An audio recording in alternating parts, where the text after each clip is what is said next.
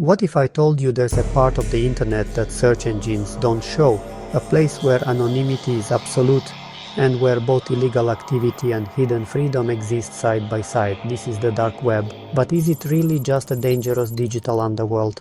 When we think of the internet, we often picture the familiar websites we visit every day. But that's just scratching the surface. What if I told you that the vast majority of the internet is completely hidden from view? Or is there more to the story? To understand this hidden digital world, it helps to think of the internet as being made of three distinct layers. First, there's the surface web. This is the internet you know and use daily. It includes everything that standard search engines like Google can find and index, websites like YouTube, Wikipedia, news outlets, and your favorite social media feeds. While it feels vast, the surface web actually makes up less than 5% of the entire internet. Beneath the surface lies the second layer, the deep web. This isn't a scary or illegal place. It's simply the part of the internet that isn't indexed by search engines. It contains all the private password-protected content you access every day, like your emails, online banking portals, cloud storage drives, and confidential medical records. The deep web is essential for protecting our personal information and privacy online. And finally, tucked away within the deep web is the third layer, the dark web. This is a small, intentionally hidden portion of the internet that requires special software, like the Tor browser, to access. It uses a technology called onion routing, which wraps your connection in multiple layers of encryption, making it nearly impossible to trace your activity. It is designed for one primary purpose: complete and total anonymity. This anonymity makes it a powerful tool for journalists, activists, and whistleblowers living under oppressive regimes who need to communicate without fear of censorship or retribution. However, this same shield of secrecy also attracts those with malicious intent, creating a haven for illegal marketplaces and criminal activity. But anonymity can be used for both protection and abuse. While the dark web has legitimate uses for privacy and free speech, its anonymity has also created a haven for illicit activities. The very technology that protects journalists and activists can also shield criminals, making it a landscape rife with potential threats. The dark web is often associated with illegal marketplaces and cybercrime, and for good reason. Understanding these risks is the first step to navigating the digital world safely. Here are some of the biggest dangers you need to be aware of. First, illegal marketplaces. These are sprawling e-commerce sites, often called darknet markets, where anonymity is the main selling point.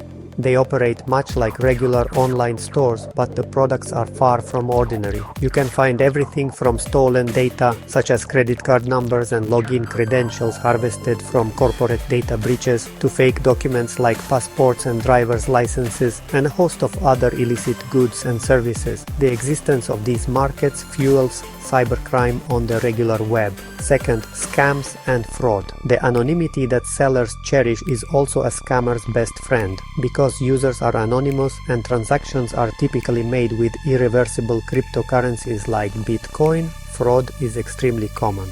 Many listings are outright scams, designed to take your money with no intention of delivering a product. There is no customer support, no bank to call for a chargeback, and no legal protection. Once your crypto is gone, it's gone for good. Third, malware and hacking. The dark web is littered with malicious software. You can find everything from keyloggers that steal your passwords to ransomware that encrypts your entire hard drive. Many sites are booby-trapped, and simply clicking the wrong link can expose your system to attacks or data theft. Even downloading a seemingly harmless file could unleash a virus that compromises your personal information and online security. And finally, there are significant psychological and legal risks. Venturing into the wrong corners can expose you to extremely disturbing content. Beyond the shock value, merely accessing certain materials can have severe legal consequences in many countries, regardless of your intent. Ignorance is not a defense, and law enforcement agencies are actively monitoring these spaces. For all these reasons, the dark web is an exceptionally high-risk environment. It's a place where curiosity can lead to compromised security, financial loss, or exposure to traumatic content. It demands a level of technical expertise and caution that makes it unsuitable for inexperienced or casual users. Despite its notorious reputation, the dark web is far more than a digital back alley for illicit dealings. While its anonymity is often exploited for criminal purposes, that same feature makes it a vital tool for good. The privacy it offers is a double-edged sword, and understanding its legitimate uses reveals a completely different side of this hidden corner of the internet. In a world of increasing surveillance and data collection, the ability to remain anonymous can be a lifeline, providing critical benefits to those who need it most. For instance, journalists and whistleblowers rely on it to protect themselves and their sources.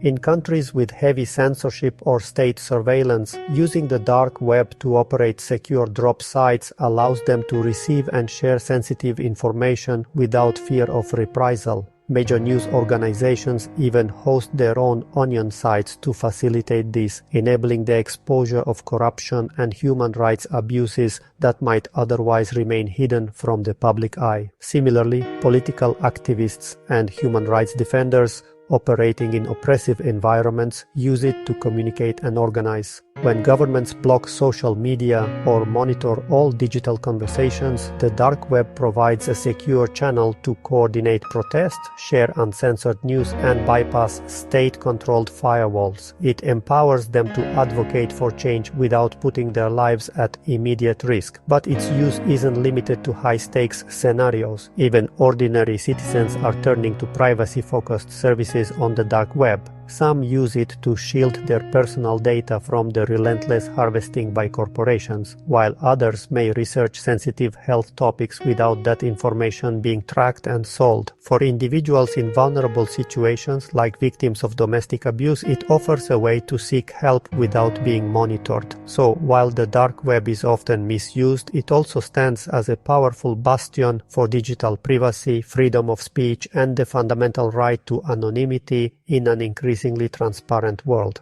The dark web is not inherently good or evil, it is a tool. But like many powerful tools, it depends on how it is used. For most users, it is unnecessary and risky. For a small group, it can be a shield for privacy and safety. Understanding this balance is important, especially in a world where digital privacy is becoming more valuable every year.